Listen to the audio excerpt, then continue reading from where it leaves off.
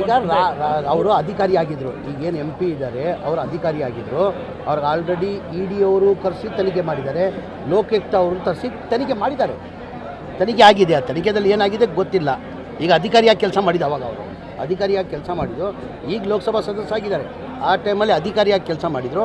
ಅವ್ರನ್ನ ED ಅವರು ಕರೆದಿದ್ದಾರೆ, ED ಅವರು ತನಿಖೆ ಮಾಡಿದ್ದಾರೆ, ಲೋಕಾಯುಕ್ತವರು ತನಿಖೆ ಮಾಡಿದ್ದಾರೆ. ಈಗ ಅವ್ರ ಅಭಿಪ್ರಾಯ ಹೇಳ್ಬೋದು. ನಮ್ಮ ಪಕ್ಷ ಹೈಕಮಾಂಡ್ ಪಕ್ಷ, ತೀರ್ಮಾನ ಯಾರು ಮಾಡಬೇಕು?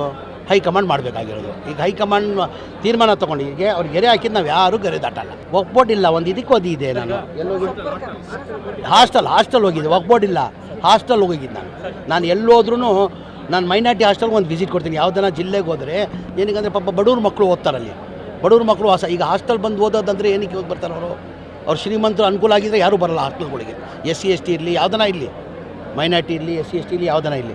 ನಾನು ಯಾವ ಜಿಲ್ಲೆಗೆ ಹೋದ್ರೂ ಒಂದು ಹಾಸ್ಟೆಲ್ ಕಟ್ಟಿಸಿ ವಿಸಿಟ್ ಕೊಡ್ತೀನಿ. ನಾನು ಪ್ರಶ್ನೆ ಅಂತ ಇಲ್ಲ. ಈಗ ಅವತ್ತಿಂದನೂ ಬೆಳಗಾಮಲ್ಲಿ ನಡೀತಾ ಇದೆ ಈ ವಿಚಾರ, ನಾನು ಅದಕ್ಕೆ ಖಂಡಿಸ್ತೀನಿ. ನಾನು ಎಲ್ಲ ಯೋಜನೆಗಳು ವಿಫಲ ಆಗ್ತಾಯಿದೆ. ಆಯ್ತು ರೀ, ಕುಮಾರಸ್ವಾಮಿ ಅವರು 2 ಬಾರಿ ಮುಖ್ಯಮಂತ್ರಿ, ಅದೇ ಹೇಳಿದ್ದು ನಾನು. ಈಗ ಮನೆ ಸಿದ್ದರಾಮಯ್ಯ ಅವರು ಈಗ ಇಷ್ಟು ಗ್ಯಾರಂಟಿದಲ್ಲೂ 55ರಿಂದ 60 ಸಾವಿರ ಕೋಟಿ ಆಗ್ತದೆ ಈ ಗ್ಯಾರಂಟಿಗಳು ಕೊಡಬೇಕಾದ್ರೆ. ಅದಲ್ಲಿ ಸಿದ್ದರಾಮಯ್ಯ ಅವರು ಬಡವ್ರ ಬಗ್ಗೆ ಕಾಲೇಜ್ ಇದ್ದಿದ್ದ ಕಾರಣಕ್ಕೆ 9,500 ಕೋಟಿ ಮಾನ್ಯ ಕುಮಾರಸ್ವಾಮಿ ಅವರೇ.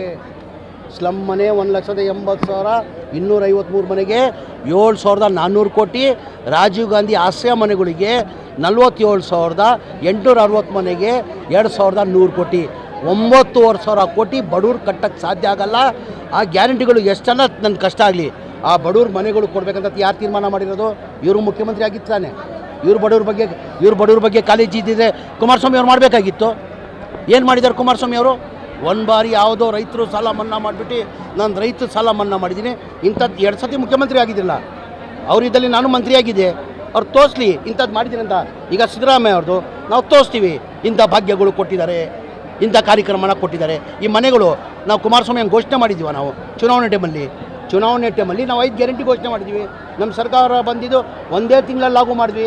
ವಿರೋಧ ಪಕ್ಷದವ್ರು ಏನಂದರು, ಈ ಗ್ಯಾರಂಟಿಗಳು ಬರೀ ರಾಜಕೀಯ ಭಾಷಣ, ಈ ಗ್ಯಾರಂಟಿಗಳು ಕೊಡೋಕ್ಕೆ ಸಾಧ್ಯ ಆಗಲ್ಲ, ಬರೀ ರಾಜಕೀಯ ಭಾಷಣ. ನಮ್ಮ ಸರ್ಕಾರ ಬಂದು 1 ತಿಂಗಳಲ್ಲಿ ಕೊಟ್ವಿ, ಈ ಮನೆಗಳು ಕೊಡ್ತೀವಿ, ಫ್ರೀ ಕೊಡ್ತೀವಿ ಅಂತ ಹೇಳ್ಬಿಟ್ಟು 9,500 ಕೋಟಿ ನಾವು ಚುನಾವಣೆ ಟೈಮಲ್ಲಿ ಪ್ರಚಾರ ಟೈಮಲ್ಲಿ ನಾವು ಘೋಷಣೆ ಮಾಡಿರಲಿಲ್ಲ.